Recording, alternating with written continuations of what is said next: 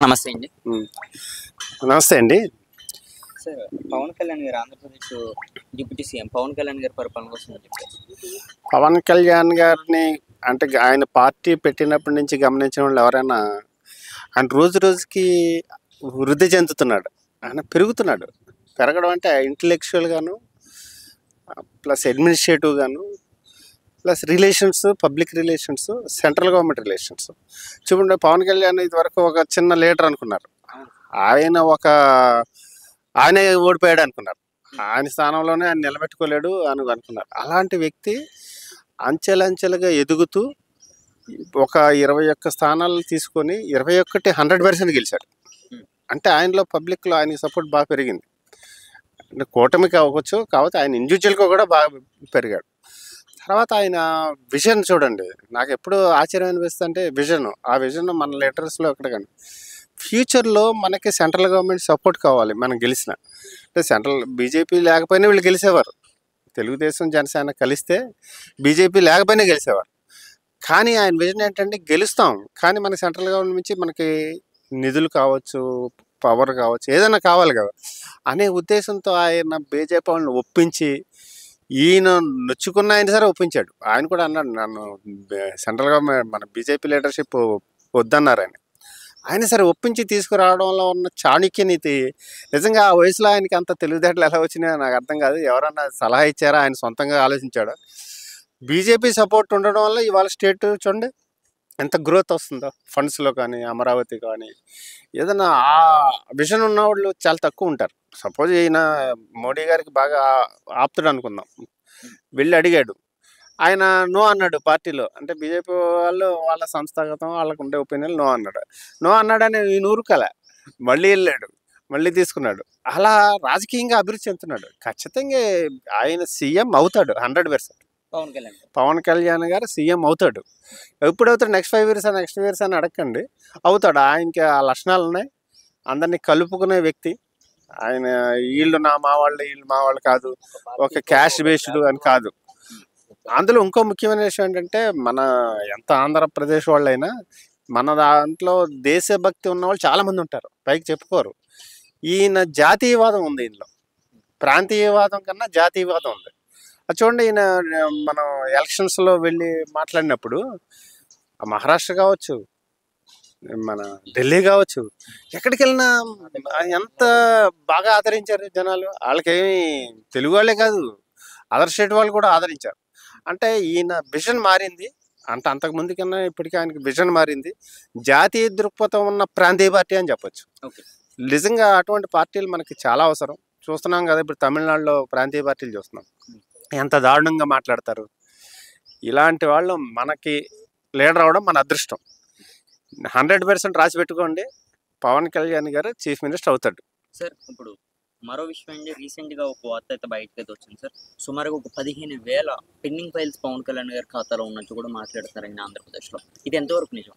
అంటే నిజం అనేది నిజం కాదనేది తర్వాత విషయం. పవన్ కళ్యాణ్ గారు వర్కింగ్ స్టైల్ చూడండి, ఆయన ఏది పెండింగ్ పెట్టడు. లేకపోతే ఏంటి ఆయన ఏంటి, పవన్ కళ్యాణ్ ఏంటి ఆ ట్రైబల్ ఏరియాలకు వెళ్ళి వాళ్ళతో నడవడం ఏంటి, ఎంత అసలు నక్సలైట్స్ ఏరియా, ప్లస్ అక్కడ ఏవి సదుపాయాలు లేవు ఏరియా. అక్కడికి వెళ్ళి ఆయన వాళ్ళతో నడుచుకుంటూ వెళ్ళి వాళ్ళ రోడ్స్ గురించి వాళ్ళు ఆలోచన అనేది ఎంత గ్రేట్ విషయం. అంటే మనం ఏదన్నా మన డెమోక్రసీలో చిట్ట చివరి వాడికి కూడా న్యాయం జరగాలనేది కదా. ట్రైబల్స్ అక్కడ ఉన్నారు, ఈయన వెళ్ళకపోతే అవును పట్టించుకుంటాడా? దాని గురించి ఆలోచించేవాడు. అయినా వెళ్ళి ఓట్ల కోసం కాకుండా వెళ్ళి వాళ్ళతో వాళ్ళు డెవలప్మెంట్ చేస్తారు. అది కదా విజన్. మీరు సిటీలో కూర్చొని, విజయవాడలో కూర్చొని ప్రెస్ మీట్లు పెట్టేస్తే సరిపోద్ది.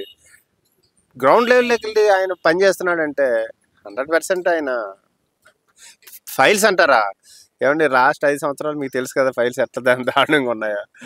అలాగా క్యాంప్ ఆఫీసులోకి వెళ్ళి కూర్చొని అవన్నీ క్లియర్ చేయడానికి 15,000 ఫైల్స్ పెండింగ్ పెట్టి చేయండి అంటే ఒకేసారి చేయలేరు కదా. టైం పడుతుంది, కానీ క్లియర్ చేస్తాడు 100%. ఆయన వర్కింగ్.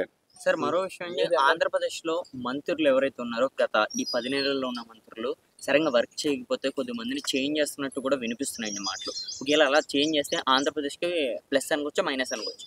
ఖచ్చితంగా అండి. ఎక్కడైనా ఇప్పుడు చూడండి, ఒక గవర్నమెంట్ డిపార్ట్మెంట్ ఉంది, కొంతమంది వర్క్ చేస్తారు, కొంతమంది వర్క్ చేయరు. ఉమ్. వర్క్ చేయడం వల్ల పెర్ఫార్మెన్స్ బట్టి ట్రాన్స్ఫర్ చేస్తారు, అంతే కదా. అవును. అలాగే గవర్నమెంట్ కూడా అంతే కదా, వీళ్ళు సర్వెంట్స్ పబ్లికే కదా, పబ్లిక్ సర్వెంట్సే కదా వీళ్ళు కూడా. కాకపోతే వీళ్ళు 5 సంవత్సరాలు వాళ్ళు సర్వీస్ 30 సంవత్సరాలు 35 సంవత్సరాలు చేస్తారు. వీళ్ళు పెర్ఫార్మెన్స్ లేని వాళ్ళు మార్చాలి, దానికి ఏం ప్రాబ్లం ఉంది. సరే అదొకటండి. ఇప్పుడు పవన్ కళ్యాణ్ గారు సనాతని అన్న కొన్ని పేర్లు ఎత్తడం వల్లే ఆంధ్రప్రదేశ్లో కొన్ని అరాచకాలు జరుగుతున్నాయని కూడా మాట్లాడుతున్నారు. దీనికి మీరు ఎటువంటి క్లారిటీ ఇచ్చేవచ్చు? పేర్లు ఎత్తడం కాదు, ప్రశ్నించడం. మీరు ఎవరిని ఆయన విమర్శించలే, ఏ ఏ మతాన్ని కానీ ఆయన విమర్శించలేదు, ప్రశ్నించాడు. ఆయన పవన్ కళ్యాణ్కి ప్రశ్నించే తత్వం మొదటి నుంచి ఉంది. ఆయన అలా చేయడం వల్ల ఆయన గ్రాఫ్ పెరిగింది. ఇప్పుడు ఎవరైనా మీరు చూసుకోండి, ఆంధ్రాలో సర్వే చేయండి, ఆంధ్రాలో తెలంగాణలో ఆయన గ్రాఫ్ ఆ మాత్రం పెరిగింది. ఇప్పుడు 21 కాదు, ఆయన 150 స్థానాల్లో కొట్టేస్తే 150 గెలుస్తాడు, అంత పెరిగింది ఇప్పుడు ఆంధ్రప్రదేశ్లో, అంత పెరిగిపోయింది ఆయనకి. నాన్ కరప్షన్ అండి, అసలు కరప్షనే లేదు ఆయనకి. నేను కరప్షన్ లేని వాళ్ళని చూసిన లీడర్లో పవన్ కళ్యాణ్ మన దాంట్లో. అలాగే ఒకప్పుడు ఉండేవారు, ఇప్పుడు పవన్ కళ్యాణ్కి అసలు కరప్షనే లేదు. అలా మోడీ గారికి కరప్షన్ లేదు. చూడండి, మోడీని ఎన్ని విమర్శించినా కరప్షన్ గురించి ఒక్కడు విమర్శించడు. అలాగే పవన్ కళ్యాణ్ గారిని ఎన్నైనా విమర్శించండి, కరప్షన్ ఉందని ఒక్కడు కూడా విమర్శించడు. ఎందుకని అంత సిన్సియర్ అండి ఆయన, ఇంకా ఆయన త్యాగం చేశాడు జీవితాన్ని.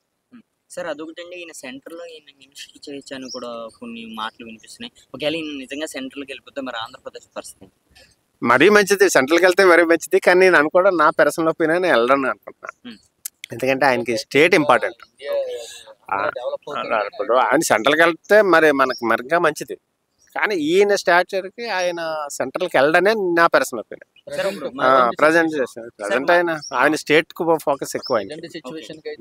ఇప్పుడు ఆ విషయం ఒకటండి, ఇప్పుడు ఆంధ్రప్రదేశ్ లోని ఇచ్చిన పథకాలు ఏవైతే ఉన్నాయో సూపర్ 6 అని కొన్ని పథకాలు అయితే అమలు చేశారు, అవి ఇంకా అమలు అవ్వట్లేదని కూడా మాట్లాడతారు.